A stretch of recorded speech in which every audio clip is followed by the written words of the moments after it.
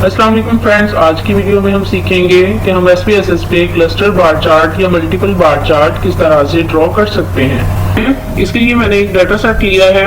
Friends, multiple bar chart में हम किसी भी एक वेरिएबल के कोरस्पॉन्डिंग डिफरेंट जो है वो उसकी कैटेगरीज को शो कर सकते हैं। इसके लिए मैंने जो डाटा सेट लिया है उसमें ईयर्स के कोरस्पॉन्डिंग लैंड एरिया और उसकी प्रोडक्शन है। तो अब हम क्लस्टर बार चार्ट को ड्रॉ करते हैं। इसके लिए ग्राफ्स पे क्लिक करें, लीगेसी डायलॉग्स बार, यहां से क्योंकि हम क्लस्टर बार चार्ट बनाना चाहते हैं तो क्लस्टर पे क्लिक करें, values of individual cases, define. अब यहाँ से हम स्केल वेरिएबल जो है हमारे पास उनको हम यहाँ पे ऐड कर देंगे। एरिया और प्रोडक्शन इनको हम बार्स में शो करना चाहते हैं। इसके अलावा जिस तरह हमने सिंपल बार चार्ट में सीखा था कि अगर हम वेरिएबल को डिफाइन नहीं करवाएंगे तो ये बार ग्राफ के ऊपर नंबरिंग शो होगी, यानी उसके एक्स एक्सिस पे नंबरिंग शो होगी। वहां पे हमने जो वेरिएबल यहाँ पे डिफाइन करवाया होगा वो शो नहीं होगा।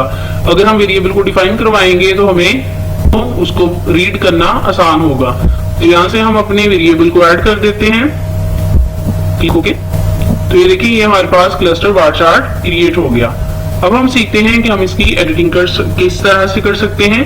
तो इसकी एडिटिंग भी इंतहाई आसान है। जिस तरह से हमने bar chart, simple bar chart की एडिटिंग की थी, बिल्कुल इसी तरह से ही हम क्लस्टर बार चार्ट की भी एडिटिंग कर सकते हैं।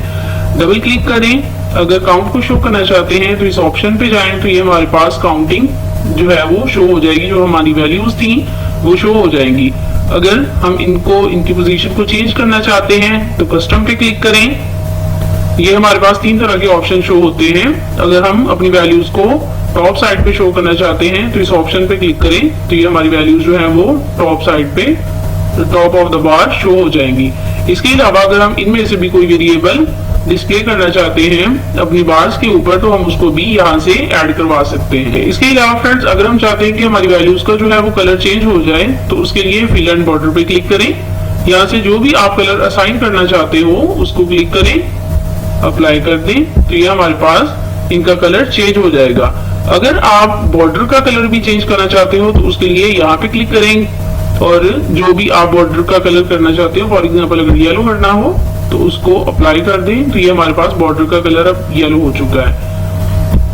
अगर हम चाहते हैं कि हमारी बार्स का जो है वो कलर चेंज हो जाए तो किसी भी बार पे क्लिक करें तो डिफरेंट कलर्स शो हो रहे हैं। तो यहाँ से हम जो भी बार्स का कलर चेंज करना चाहते हो तो उसका कलर हम इजीली चेंज कर सकते हैं। फॉर एग्जांपल इसको क्लिक करें तो ये हमारे पास बार्स का कलर चेंज हो चुका है। अगर हम सेकंड वेरिएबल प्रोडक्शन का कलर चेंज करना चाहते हैं तो उसको डबल क्लिक करें और जो भी कलर आप असाइन करना चाहते हो उसको क्लिक करें, अप्लाई कर दें, तो ये हमारे पास प्रोडक्शन का कलर भी चेंज हो जाएगा। इसके अलावा जिस तरह से फ्रेंड्स हमने सीखा था कि हम सिंपल बार चार्ट में बार्स का साइज इंक्रीज या डिक्रीज कर सकते हैं, तो इसी तरह हम यहाँ पे भी बार्स का साइज इजीली इंक्रीज और डिक्रीज कर सकते हैं। डबल क्लिक करें और यहाँ से प्रॉपर्टीज का बॉक्स ओपन होगा, बार ऑप्शंस पे जाएं और यहाँ से अब ये देखिए हमारे पास दो तरह के ऑप्शन यहाँ पे शो हो रहे हैं कि हमने किसको चेंज करना है। तो आप जिसको भी चेंज करना चाहें, क्लस्टर्स को, फॉर एग्जांपल इसको भी 97 कर लेते हैं, अप्लाई कर दें, तो ये हमारे पास जो क्लस्टर्स थे वो इंक्रीज हो चुके हैं। अगर आप इनको बार्स को डिक्रीज करना चाहते हो, इसका साइज डिक्रीज करना चाहते हैं तो उसको अप्लाई कर दें, तो ये हमारे पास जो है वो बार्स डिक्रीज फॉर्म में आ चुकी हैं। इस तरह से हम इजीली अपने बार ग्राफ का जो है वो साइज अपनी रिक्वायरमेंट के अकॉर्डिंग हम उसको चेंज कर सकते हैं।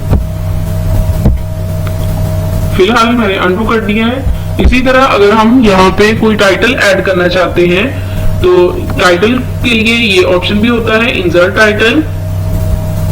इसको क्लिक करें, जो भी आप टाइटल देना चाहते हैं वो आप यहाँ पे टाइटल ऐड कर सकते हैं और ये हमारे पास होता है फुटनोट का ऑप्शन।